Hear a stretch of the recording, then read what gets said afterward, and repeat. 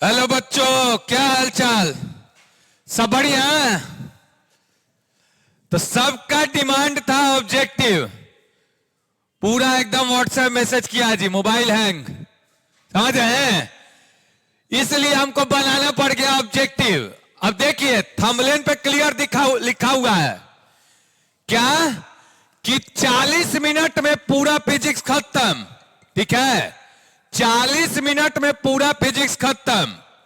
एक और 35 नंबर कर लीजिए मुट्ठी में, एकदम ही फैक्ट है। ये जो पढ़ लिया 35 नंबर आएगा और 70 गो में चुनना है 35 गो, 35 गो ना मारना है, सब इसी में से आइबे करेगा। तो 40 मिनट समय दीजिए, अब पूरा फिजिक्स खत्म कर दीजिए। जो बच्चा ये वीडियो लास्ट तक देख लिया तो कम से कम ना तो 30 गो तो ऑब्जेक्टिव उस सुतले सुतले मार देगा, ऐसे ही, कोई दिक्कत नहीं है। ठीक है, तो थंबनेल पढ़ लिए, 40 मिनट में खत्म करके दे रहे हैं पूरा फिजिक्स। ठीक है, 40 मिनट में, और 30 नंबर आपके मुट्ठी में, मतलब 35 से समझिए ना जी। ठीक है, तो आइए स्टार्ट किया जाए आज का क्लास। ठीक, तो सबसे पहला एंट्री हो गया, देखिएगा, समझते हैं। सब बच्चा के ये चाहिए, ठीक है ना? सब बच्चा को ये चाहिए कि 40 मिनट में बिहार में टॉप कर जाए ना, तो वहीं लेबे किए हैं 40 मिनट में बिहार में टॉप। पिछला बार भी दिए थे ना, दे तो कैसा कैसा सब नंबर लाए क्लास में। चलिए आइए आवेश से स्टार्ट करते हैं। तो आवेश बहुआ के प्रकार का होता है? दो प्रकार का होता है, एगो धनात्मक एगो ऋणात्मक। Charge of two type, that is positive and negative, right? तो अब देखिए, अगर कोई वस्तु से, थोड़ा आज जल्दी में है, ठीक ना, क्या है, 40 मिनट में खत्म करना पूरा। अगर कोई वस्तु से, कोई ऑब्जेक्ट से इलेक्ट्रॉन निकलेगा तो वस्तु पे आएगा प्लस, मालूम है? त्याग होगा, डोनेट होगा, ठीक है। और अगर कोई ऑब्जेक्ट में इलेक्ट्रॉन एक्सेप्ट होगा, ग्रहण होगा, तो आएगा माइनस, मालूम है? क्लियर बात? चलिए आगे बढ़िए। यह है आवेश का क्वांटमीकरण का फॉर्मूला। आवेश का क्वांटमीकरण का फॉर्मूला क्या दिए थे आपको, मालूम नहीं है? क्या हुआ था आवेश का क्वांटमीकरण? Q बराबर, क्या नहीं मिट रहा है जी, Q बराबर, अच्छा ये सिलेक्ट वाला है। चलिए, Q बराबर प्लस माइनस एनी। देखिए इसका मतलब क्या होता है, कोई भी वस्तु, एक कोई भी वस्तु है तो इस पे जो आवेश होगा ना बउआ, वो या तो एक इलेक्ट्रॉन होगा, एक तो बच्चा को मालूम है, दुनिया का सबसे छोटा जो कण है, smallest particle in the world, in the universe, is what? Electron. Electron is the smallest particle. ठीक, उससे भी छोटा होता है, क्वार्क वार्क होता है, तो जानना नहीं है, ठीक है। तो अब देखिए, तो इलेक्ट्रॉन में छोटा है तो काट दीजिएगा, नहीं काटे वाला है। वो अपने छोटा है तो उससे क्या कटेगा जी, छोटका, ठीक है ना? वो अपने छोटा है तो उससे भी छोटा नहीं। तो सबसे छोटा चीज क्या होता है? इलेक्ट्रॉन। दिमाग में बैठ गया? ई। अब बताइए, तो आधा इलेक्ट्रॉन हो सकता है? नहीं। 3/2 नहीं। तो सुनिए, जब भी वस्तु से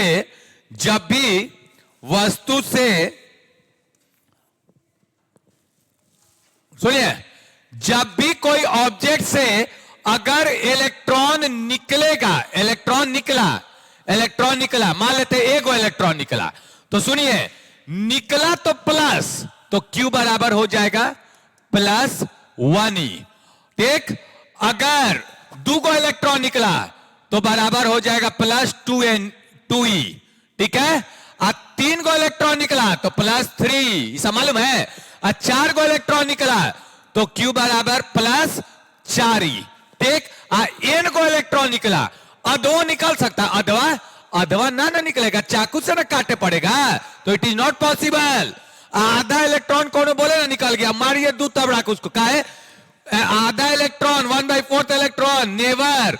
ठीक है ना, इससे इमिट करेगा, नहीं निकल सकता है, ठीक, किसी को डोनेट नहीं कर सकता है, हाफ इलेक्ट्रॉन, 3/4 इलेक्ट्रॉन, 0.2 ये सब नहीं कर सकता है, क्या है, is the smallest particle in the universe, right. तो बोलिए, एक को निकल सकता है, दो को निकल सकता है, चार को निकल सकता है, या फिर आइबोक करेगा ना तो 1 इलेक्ट्रॉन, 2 इलेक्ट्रॉन, 3 इलेक्ट्रॉन, 4 इलेक्ट्रॉन। चलिए अब आने का बात कर लिया, जगह ना है यहां पे समझा देते हैं, ठीक, देखिए ध्यान से। तो यहां पे अगर देखा जाए तो ये थोड़ा सा देखिए, अगर देखा जाए तो समझिए,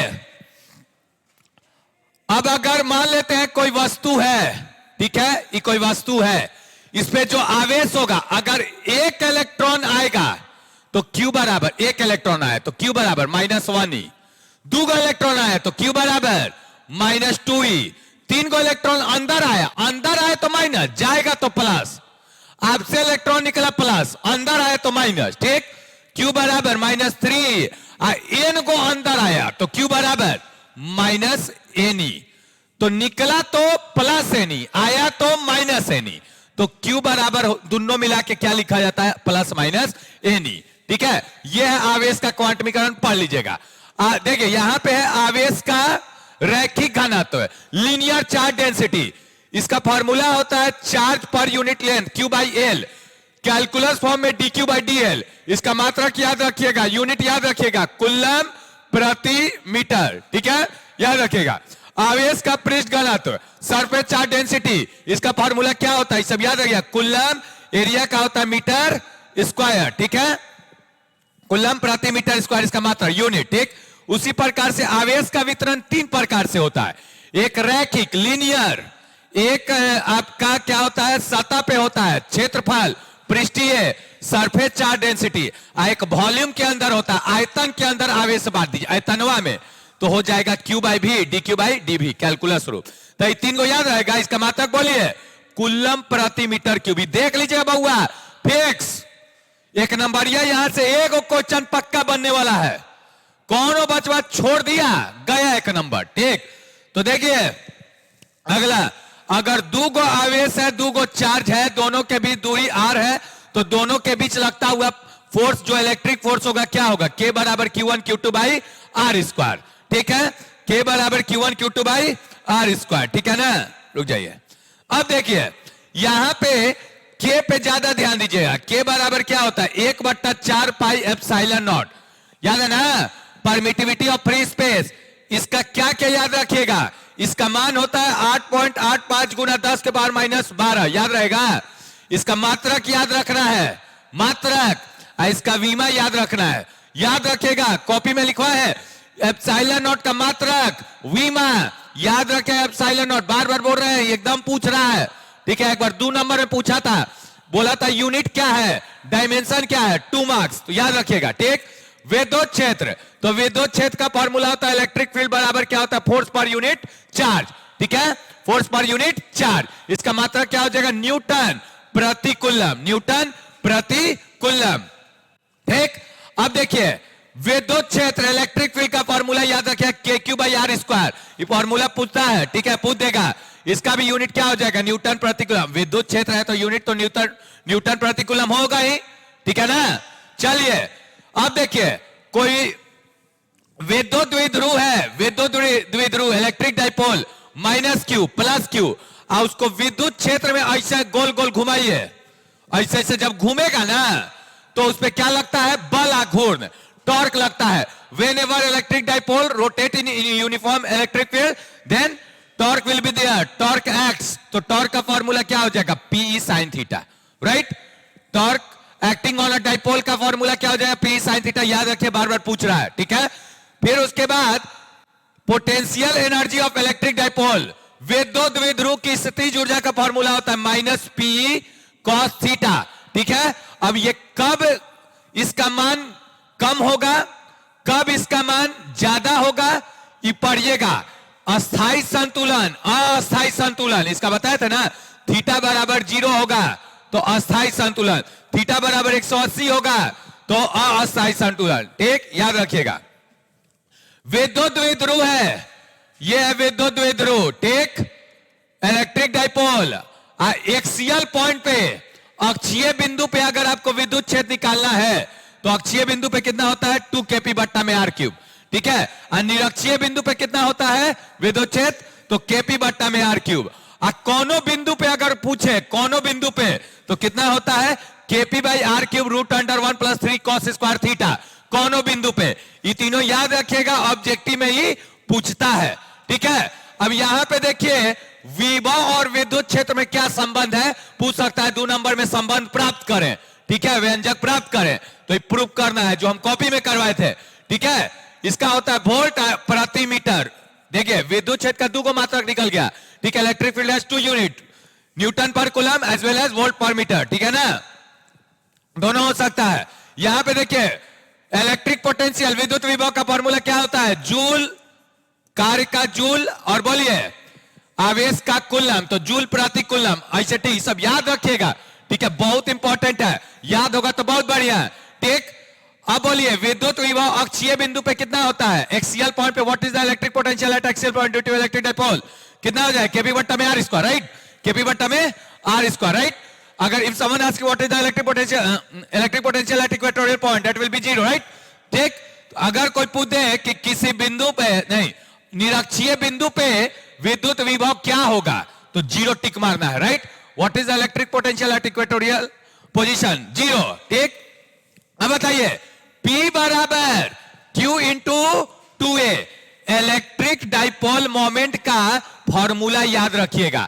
इसका दिशा what will be its direction, minus Q से प्लस क्यू, माइनस क्यू से, जैसे E है ना, माइनस क्यू प्लस क्यू, तो इसका दिशा होता है इधर, ठीक है, याद रखिएगा। इसका मात्रक क्या निकल के आएगा, कूलम मीटर आएगा, और इसका मात्रक होता है डे बाई, पढ़ लीजिएगा ये वाला पॉइंट, इस सब 1 नंबरिया के लिए बहुत इंपॉर्टेंट है, मतलब ये जो आज क्लास कर लिया 35 नंबर फिक्स, ठीक। चलिए विद्युत फ्लक्स का फॉर्मूला क्या होता है, ई ए कॉस थीटा या कोई E D A cos theta लिखता है, ई मतलब विद्युत क्षेत्र, मतलब क्षेत्रफल, कॉस थीटा, इसका मात्रक क्या हो जाएगा, तो विद्युत क्षेत्र का होता है न्यूटन प्रति कूलम मीटर स्क्वायर, समझे, न्यूटन मीटर स्क्वायर प्रति कूलम, ठीक, याद रखिएगा। और इसका वीमा याद रखिएगा, वीमा निकालना है तो कैसे निकालेगा, चलिए इसको मिटाते हैं, ठीक। वीमा निकालना है तो वीमा निकालना है, विद्युत फ्लक्स का तो पूछता है वीमा, कैसे निकालिएगा, फाई का निकालना है, तो ई का वीमा क्या होगा, ई का वीमा बनाइए एफ बाई क्यू हो जाएगा, ई का फॉर्मूला एफ बाई क्यू, तो एफ का होता है m1 l1 t के पावर माइनस 2, आवेश का होता है at, ठीक है, a1 t1, t चला गया ऊपर तो t के पावर माइनस 3, t के पावर माइनस 3, और a चला गया ऊपर तो a के पावर माइनस 1, तो ये किसका निकल गया, आपका नहीं, विद्युत क्षेत्र का निकल गया, विद्युत क्षेत्र का निकल गया, ठीक। अब जब विद्युत क्षेत्र का निकल गया तो इसमें गुना कर दीजिए क्षेत्रफल, क्षेत्रफल का विमा होता है एल स्क्वायर, तो एल स्क्वायर इसमें आएगा तो एल क्यूब हो जाएगा, तो m1 एल क्यूब टी के पावर माइनस 3 और a के पावर माइनस 1, ठीक है, कर लीजिएगा, ठीक।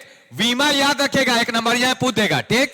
अब गॉस के प्रमेय को याद रखिएगा, यहां पे गॉस का प्रमेय पूछ देता है कि फाई बराबर क्या होता है, तो क्यू नेट बाई एप्सिलॉन, और गॉस का प्रमेय क्या होता है, गॉस का प्रमेय कि अगर कोनो बंद पृष्ठ में कोई आवेश रखिएगा तो इससे जो विद्युत फ्लक्स होगा, इलेक्ट्रिक फ्लक्स होगा, वो फाई बराबर कितना हो जाएगा, क्यू बाई एप्सिलॉन नॉट, ठीक है।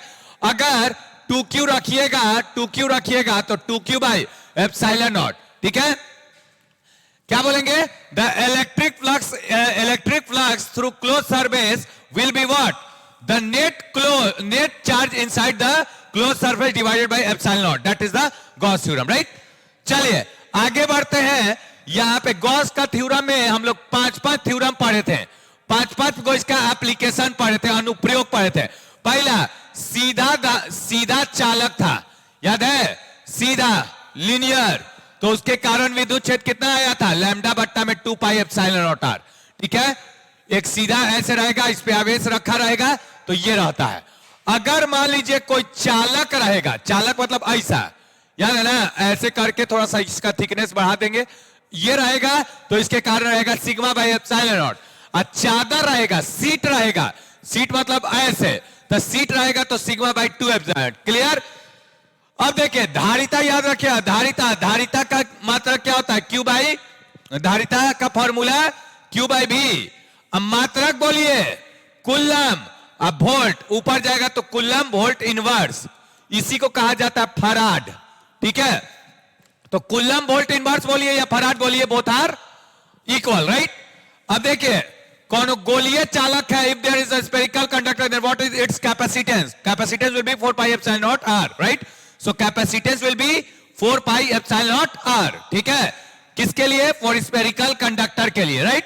चलिए अगर मान लीजिए एक समांतर प्लेट संधारित्र है, समांतर प्लेट संधारित्र, ठीक है, पैरेलल प्लेट कैपेसिटर है, पैरेलल प्लेट कैपेसिटर का कैपेसिटेंस कितना होगा, धारिता कितना होगा? तो epsilon not a by D. ये कब होगा? जब इनके बीच में हवा होगा, हवा मींस वायु होगा, तब ये होगा।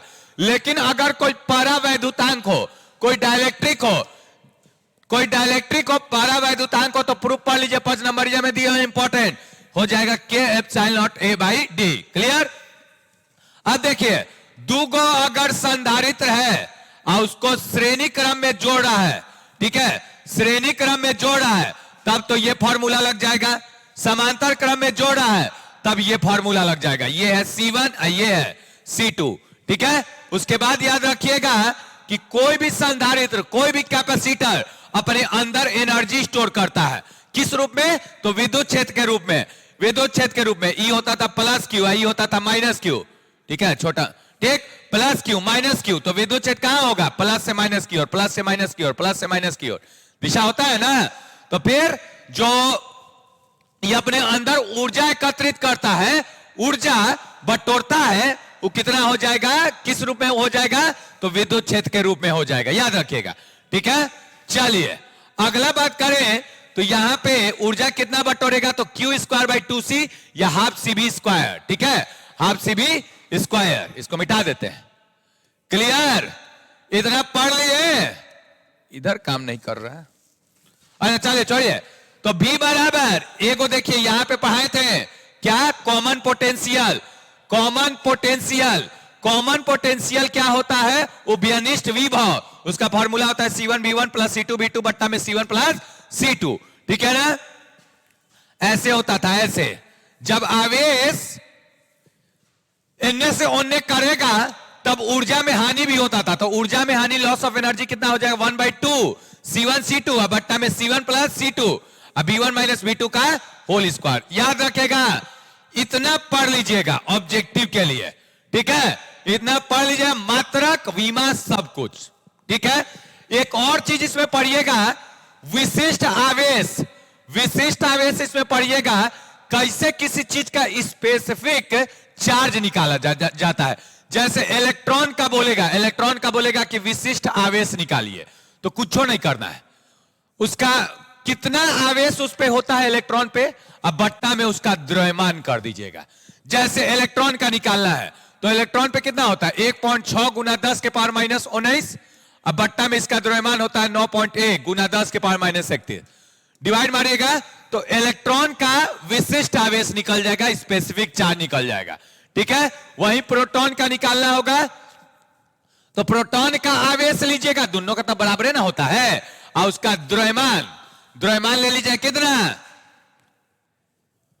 कितना होता है जी? 1.67 इंटू 10 के पावर कितना? माइनस 27। ठीक है, याद रहेगा, तो ये यहां पे याद रखिएगा। क्लियर बात सबको? चलिए अगला आइए, 3 नंबर में आते हैं। चैप्टर 3 का क्या क्या हमको पढ़ना है? तो चैप्टर 3 में विद्युत धारा का फॉर्मूला, आवेश बट्टा में समय, इसका मात्रक क्या हो जाएगा? कुल्लम प्रति सेकंड, जिसको एम्पियर कहा जाता है। ये फॉर्मूला तब यूज किया जाता है जब कैलकुलस रूप होगा तब। ठीक है, उसके बाद हम लोग पढ़ेंगे धारा घनत्व, तो करंट डेंसिटी। करंट डेंसिटी क्या होता है? Current per unit area, current per unit area, current per unit area, इसका मात्रक क्या हो जाएगा? यूनिट क्या हो जाएगा? एम्पियर प्रति metre square, ampere per metre square. उसके बाद हम पढ़ाए थे क्या? संवहन वेग। ठीक है, या फिर ड्रिफ्ट वेलोसिटी, इसको इंग्लिश में कह सकते हैं, अनुगमन वेग कह सकते हैं। ठीक है, अपवाह वेग इसको कह सकते हैं, इसका फॉर्मूला होता है ई टाउ बाई एम, ठीक है ना। जहां टाउ को कहा जाता है शीतलन समय, दो टकरों के बीच का समय को कहा जाता है शीतलन समय। क्लियर बात। चलिए आगे बढ़ते हैं। यहां पे पूछ सकता है आपका एक नंबरिया कैसा, विद्युत धारा और अपवाह वेग में संबंध, विद्युत धारा और अपवाह वेग में संबंध। तो ये कैसे पढ़ लीजिएगा, I बराबर एन ए ई भी डी, ठीक है, याद रखिएगा। ओम का नियम आपको मालूम है, V बराबर आई आर, ठीक है, ये तो बहुत पहले से पढ़े हुए हैं, ठीक है।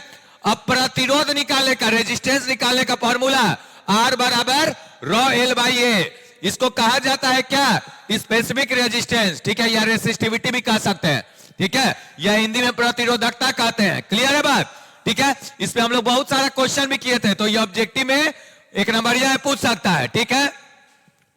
अब यहां पे देखिएगा, ये है रेजिस्टेंस का उल्टा, कंडक्टेंस, चालकत्व। इसका मात्रक याद रखिएगा, फॉर्मूला याद रखिएगा 1/r, ठीक है। ओम इनवर्स इसका मात्रक होता है या फिर साइमेन होता है, ठीक है, याद रहेगा। अब यहां पे रेसिस्टिविटी का उल्टा हो जाता है क्या, कंडक्टिविटी, चालकता हिंदी में, प्रतिरोधकता का उल्टा चालकता, इसका मात्रक याद रखें, ohm inverse metre inverse siemens metre inverse, ठीक है। अब प्रतिरोधकता का हमें को फॉर्मूला दे दिए थे, ई वाला ओम के नियम में m बट्टा में n ई स्क्वायर टाउ, ठीक। अगला याद रखिएगा ईएमएफ, इलेक्ट्रोमोटिव फोर्स, ईएमएफ कितना होता है, W बाई क्यू, ये फॉर्मूला याद रखेंगे सब कोई, ठीक। पूरा तेजी में है, कारण कहला क्या कि तेजी में रहेंगे तब ना जल्दी जल्दी खत्म होगा। 40 मिनट का लेक्चर है और 40 मिनट में 35 को नंबर दिलाना है, इतना पढ़ लेगा तो 40 में 35 नंबर आराम से सुतले सुतले आ जाएगा सबका, ठीक है। कौन मेहनत नहीं करना है जी, ये पढ़ के जाइए, ऑब्जेक्टिव आ जाएगा, ठीक है। इसका पार्ट 2 भी एगो रिलीज आएगा, रिलीज होगा, ठीक है। अब सुनिए ये वाला, अगर किसी चालक है, कोई चालक, चालक का तापमान बढ़ा दीजिएगा, चालक का तापमान बढ़ा दीजिएगा तो इसका प्रतिरोधकता भी क्या होता है, बढ़ता है, ठीक है। If a temperature of conductor increases means resistivity will also increase, right?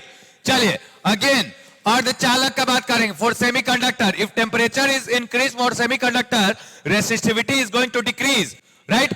याद रखिएगा, ठीक। मिश्र धातु का अगर टेम्परेचर बढ़ा देंगे, अलॉय का अगर टेम्परेचर बढ़ा देंगे, resistivity is going to increase, right. तीनों याद रखिएगा। एक फॉर्मूला याद रखें, R बराबर R not 1 plus alpha delta T, ये कैसा फॉर्मूला है, मान लीजिए कोई चालक है, शुरुआत में इसका तापमान था T नॉट, तो इसका प्रतिरोध था R nought, resistance was R nought, ठीक। When temperature was T nought, resistance was R nought. Now what we have done, we have changed the temperature, that is delta T, ठीक। Change in temperature, when there will be change in temperature, so now the temperature T and resistance is R, right? So for this we have formula that is R बराबर R not 1 plus alpha delta T, ठीक है ना। कौन दिक्कत है इसमें, तो ये फॉर्मूला याद रखिए, may be they can ask for 1 marks, right. चलिए इसका मात्रक अल्फा का मात्रक होता है ताप गुणांक, ठीक है। टेम्परेचर कोएफिशिएंट का मात्रक होता है degree Celsius inverse, kelvin inverse, ठीक है। उसके बाद देखिएगा पावर, शक्ति का फॉर्मूला दिए थे आई स्क्वायर आर और बी स्क्वायर बाई आर, याद रखिएगा, ठीक है। चलिए उष्मा बोल रहे तो पढ़ लीजिएगा, नहीं पढ़े गया नंबर, ठीक है। तो H बराबर आई स्क्वायर आर टी, उष्मा जो उत्पन्न होता है आई स्क्वायर आर टी, ठीक है। ई भी होता है H बराबर आई आर को लिख सकते हैं भी आई टी, ये भी लिख सकते हैं। H बराबर एक और फॉर्मूला बन सकता है क्या, यहां से भी स्क्वायर, देखिए यहां पे आई आर के जगह हम क्या लिख दिए, ठीक है। आई आर के जगह हम भी लिख दिए, एगो आई बच गया और टी, एक तो फॉर्मूला ये हो गया। एक और फॉर्मूला क्या बन जाएगा, आई के जगह ओम के नियम से भी बाई आर लिख सकते हैं, तो B square by R square into R into T, तो बोलिए आर आर कट गया तो B square by R into T, एक और फॉर्मूला हो गया उष्मा का, हीट का एक और formula. So there are how many formula for heat, 3 formula, right. तो ये हो गया। चलिए आगे बढ़ते हैं। अगर प्रतिरोध रेजिस्टेंस सीरीज में होगा, श्रेणी क्रम में होगा, ठीक है नहीं नहीं, सेल सेल का बात हो रहा है। सेल अगर श्रेणी क्रम में होगा तो उसका आंतरिक प्रतिरोध का समतुल्य निकालने के लिए यह होगा और वोल्टेज निकालने के लिए यह होगा, ठीक। अब वहीं पैरेलल में अगर सेल जोड़िएगा, सेल माने बैटरी, पैरेलल में समांतर क्रम में, तब फॉर्मूला हो जाएगा E1 R2 plus E2 R1 और R1 प्लस R2। आंतरिक प्रतिरोध इंटरनल रेजिस्टेंस निकालने के लिए R1 R2 by R1 plus R2। याद रखिएगा ये चीज। आइए चैप्टर 4 का बात करते हैं। चैप्टर 4 में क्या पढ़ना है? चुंबकीय क्षेत्र का मात्रक, जो होता है टेस्ला का ये या वेबर प्रति मीटर स्क्वायर का ये, ठीक। एक टेस्ला में कितना गॉस होता है? गॉस कैसा मात्रक होता है? तो CGS होता है, ठीक है। एक टेस्ला में कितना गॉस होता है? 10 के पावर 4 होता है, ठीक। अब देखिए, अगर आवेश को चुंबकीय क्षेत्र B में रखिएगा, मैग्नेटिक फील्ड B में रखेंगे और उसको भी वेलोसिटी से फेंका जाए तो आवेश पे बल लगता है। कितना बल लगता है? QVB sin theta. It will experience a magnetic force that will be equal to QVB sin theta. If you want to find the direction, then we will be finding direction using right hand rule, right? तो right hand rule use करेंगे और direction निकाल देंगे, ठीक। चलिए, अब उसके बाद हम लोग पढ़े थे, जब आवेश को, जब चार्ज को, ठीक है, चुंबकीय क्षेत्र के, मैग्नेटिक फील्ड के परपेंडिकुलर फेंका जाए, मतलब मान लेते हैं चुंबकीय क्षेत्र ये है, ठीक, इसका वेग आवेश का इधर है, तब इसका जो पाथ बनेगा वो कैसा बनेगा? सर्कुलर, सर्कुलर, ठीक है, सर्कुलर। और सर्कुलर बनेगा तो उसका त्रिज्या का ये फॉर्मूला हो जाएगा, ठीक। और जब गोल गोल घूमेगा तो आवर्तकाल E हो जाएगा, ये सब मालूम है। आवृत्ति का E हो जाएगा, याद रखें, एक नंबरिया ये सब, ठीक है। ये सब इतना पढ़ लिए तो नंबर आपका फिक्स हो चुका है, कोई रोके वाला नहीं है, बुझा रहा है? कोई रोके वाला नहीं है जी, ठीक। तो अभी 2-3 वीडियो आएगा और जो आएगा सब वहीं से आएगा, ठीक। अब एक लॉरेंज फोर्स हम लोग पढ़े थे, FL बराबर QE plus Q B cross B, ठीक है ना। तो E वाला याद है कि नहीं याद है? लॉरेंज फोर्स, चैप्टर नंबर 4 में याद रखिएगा। अगर कोई सीधा धारावाही चालक है, स्ट्रेट करंट कैरिंग कंडक्टर है, उसका लंबाई L है, अब मैग्नेटिक फील्ड चुंबकीय क्षेत्र B में रख दिए तो इस सीधे धारावाही चालक पे लगता है चुंबकीय बल कितना? ILB sin theta. And if you want to find the direction, इसका दिशा निकालना है कि कितने होगा, तो इसका दिशा होता है, पता चलेगा कौन से रूल से? लेफ्ट हैंड रूल से, ठीक है, लेफ्ट हैंड रूल से, ऐसा मालूम है।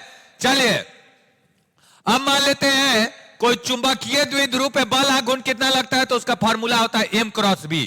क्रॉस हटेगा तो साइन थीटा लग जाएगा, ठीक है। या फिर टाउ बराबर एक कुंडली है, ऐसे ऐसे है, ठीक है, तो उस पे बल आघूर्ण कितना लगता है? NIAB sin थीटा, ठीक है। I विद्युत धारा, A इसका क्षेत्रफल है, B है चुंबकीय क्षेत्र मैग्नेटिक फील्ड, ठीक है। चलिए, ये है बायो सवाट लो 5 नंबर यह में दिए हैं, dB बराबर म्यू नॉट बट्टा 4 pi I dl sine theta by R square. याद रखिएगा 5 नंबर यह में कैसे आया है, 1 नंबर यह में फॉर्मूला, ठीक है। अब देखिए, एक फॉर्मूला दिए थे, ये वाला क्या था? एक वृत्ताकार धारावाही चालक था, ठीक है, और उससे अक्षीय बिंदु पे चुंबकीय क्षेत्र निकालना है तो ये होता है, ठीक है। अब देखिए अगला, अगर वृत्ताकार धारावाही लूप है तो उसके केंद्र पर चुंबकीय क्षेत्र कितना होता है? मैग्नेटिक फील्ड, तो mu naught I by 2R होता है, याद रखिएगा, ठीक है।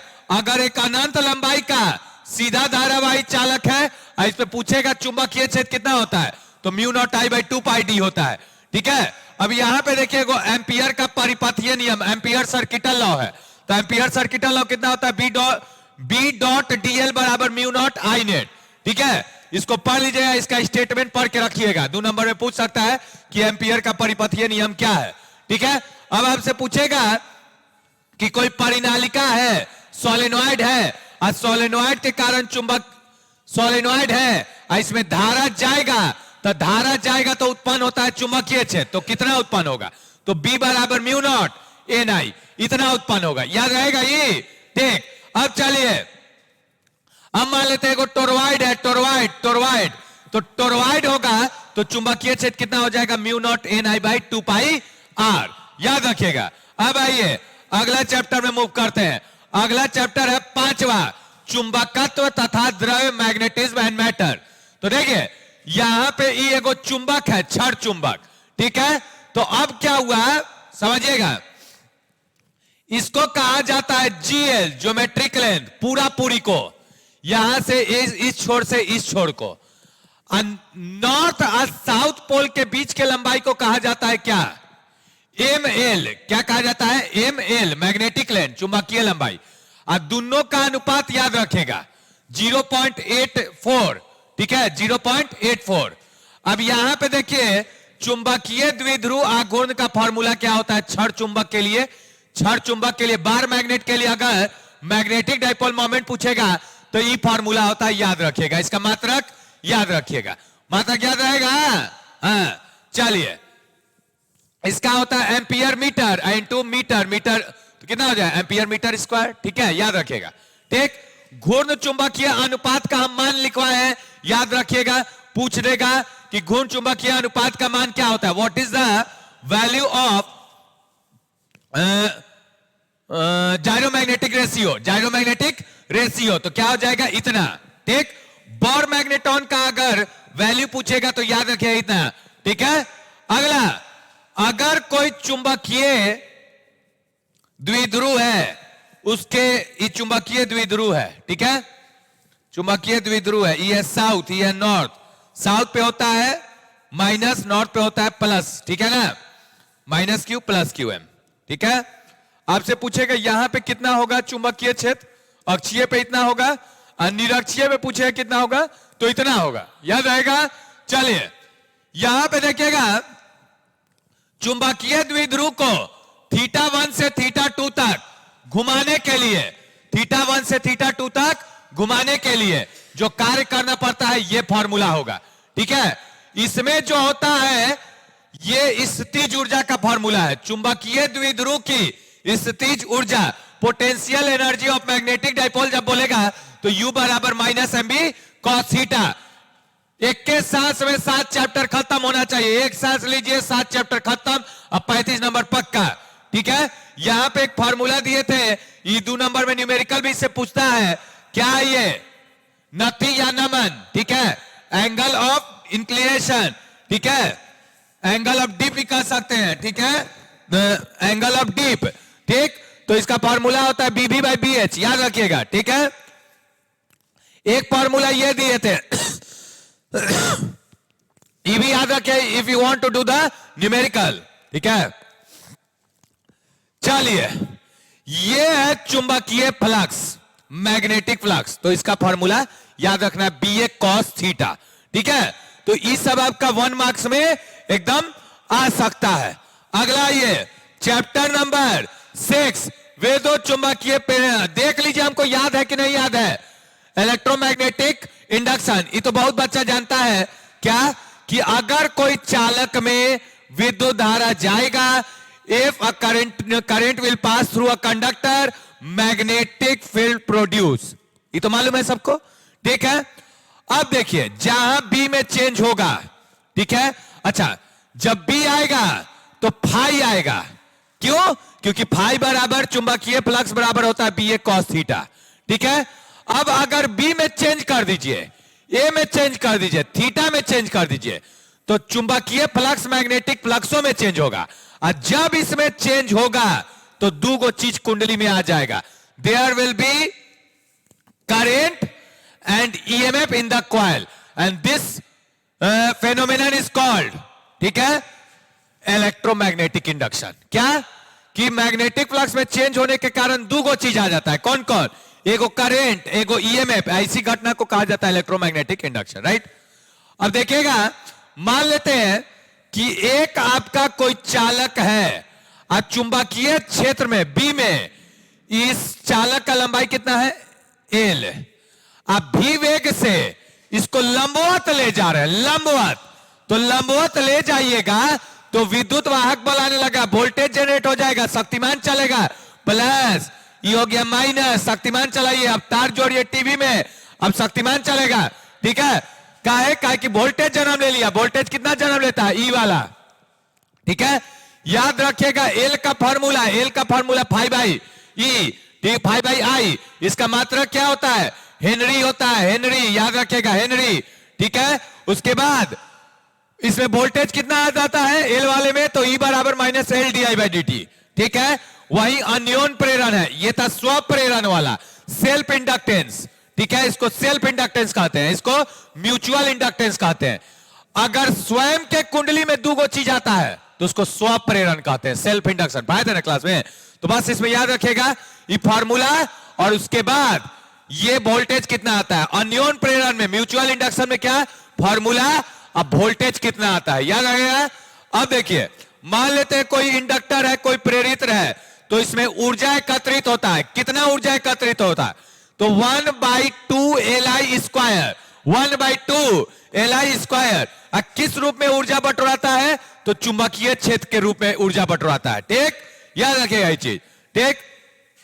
भंवर धाराएं पढ़ लीजिएगा, क्या भंवर धाराएं, ठीक है। फ्लक्स में परिवर्तन के कारण क्या होता है? चालक के संपूर्ण आयतन में एक विद्युत धारा दौड़े लगता है, चक्करदार विद्युत धारा दौड़े लगता है, इसी को भंवर धाराएं कहते हैं, ठीक है। Due to change in magnetic flux क्या होता है? A current is induced in the whole volume of conductor, that is called eddy current, right. सबको मालूम है ये सब चीज। आइए अब देखिएगा 7वां चैप्टर प्रत्यावर्ती धारा ऑल्टरनेटिंग करंट। इसमें क्या क्या पढ़ना है?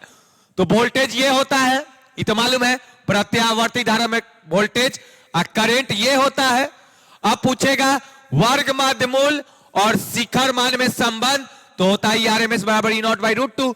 जब इसको भाग दिए 1/√2 तो आ जाएगा 0.707 E0। इसमें उसी प्रकार से IRMS के लिए I0/√2, 1/√2 कितना होता है? 0.707, ठीक है, याद रखिएगा।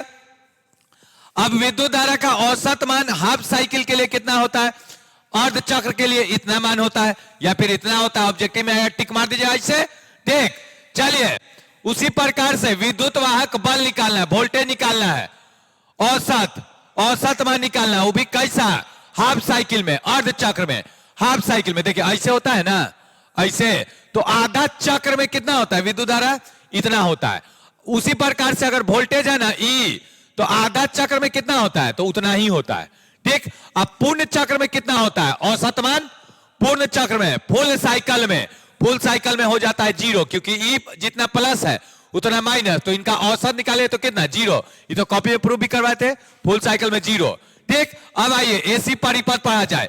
एसी परिपथ में पहले आर परिपथ में कौन होता था? कौन आगे कौन पीछे? कला में कौन आगे? तो कोई आगे नहीं कोई पीछे नहीं, दोनों समान कला में होता है, both are in same page, right. तो इसमें जो प्रतिरोध होता है वो कौन है? रुकावट कौन है? प्रतिरोध आर होता है, ठीक है, मात्रा ओम होता है।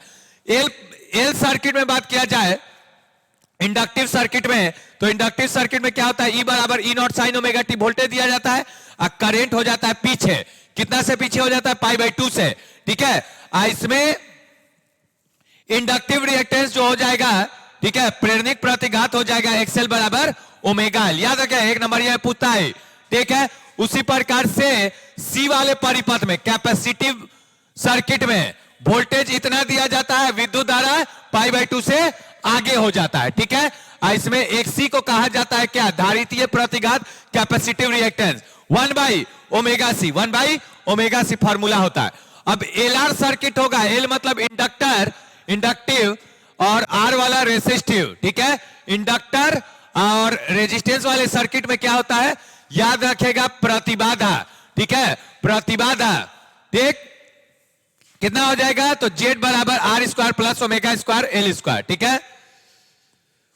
SCR प्रतिघात भी कह सकते हैं, तो CR बराबर Z याद रखेगा, C वाले में कितना होगा? √R² plus omega by R² plus 1/ओमेगा by omega square C², right, ठीक। अब LCR ये बहुत जरूरी है, बार बार पूछ रहा है। Z बराबर इसमें जो प्रतिबाधा होगा वो कितना होगा? इस सबका मात्रा ओम है, इसका मात्रा ओम, इसका मात्रा ओम, क्या कि एक प्रकार का रुकावट है, तो तेजी में पढ़ा रहे, क्या कि 40 मिनट में खत्म करना है, ठीक। इसका मात्रा ओम है, अब 35 नंबर दिलाना है, ठीक, ओम। अब चलिए एक सेल के जगह देखिए ओमेगा L लिख सकते हैं, एक C के जगह क्या लिख सकते हैं? 1/ωc, हो गया। अब बताइए शक्ति में 6 पढ़े थे, शक्ति में 6 पावर लॉस पढ़े थे। आर में कितना शक्ति 6 हुआ था, तो ERMS IRMS शक्ति 6, ठीक है। एल में शक्ति का 6 कितना हुआ था, what is the power loss in L circuit, 0, right. And C circuit में what is the power loss, that is 0। हो गया ना, क्लियर। अब आइए सबका शक्ति गुणांक पढ़ लीजिएगा, पावर फैक्टर पढ़ लीजिएगा। तो आर सर्किट में कितना होता है शक्ति गुणांक पावर फैक्टर 1, एल सर्किट में कितना होता है पावर फैक्टर 0, सी सर्किट में 0, एलआर सर्किट में तो आर बाई जेड, इसका पावर फैक्टर को cos फाई से दिखाते हैं, इसका फॉर्मूला होता है आर बाई जेड, ठीक है। तो आर जेड का मान रख दिए, एलआर सर्किट के लिए जेड का मान इतना होता है तो रख दिए, सीआर सर्किट के लिए आर बाई जेड, जेड का मान रख दिए। जेड का मान कहां लिखा हुआ है, जेड का मान देखिए इधर लिखा हुआ है, सबका जेड का मान लिखा है, यहां पे लिखा है ना, सीआर के लिए एलआर के लिए जेड का मान, ठीक है। तो ये इतना पढ़ लीजिएगा, ठीक। एलसीआर के लिए पढ़ लीजिएगा, पावर फैक्टर 1 नंबर में पूछेगा। तो ये था टोटल पहला बुक का फुल रिवीजन 7 चैप्टर तक का। इतना पढ़ लिए तो समझिए कि आपका 30-35 आएगा। अब इसका पार्ट 2 भी बाकी है जो कि मॉडर्न फिजिक्स और लाइट का होगा, चुन चुन के सारा लाएंगे और अगले क्लास में बनाएंगे, ठीक है। तो अगले वीडियो तक वेट कीजिए। आज के लिए इतना ही, थैंक यू बच्चों, bye bye and take care. तो ये रहा आपका 40 मिनट का वीडियो, थैंक यू।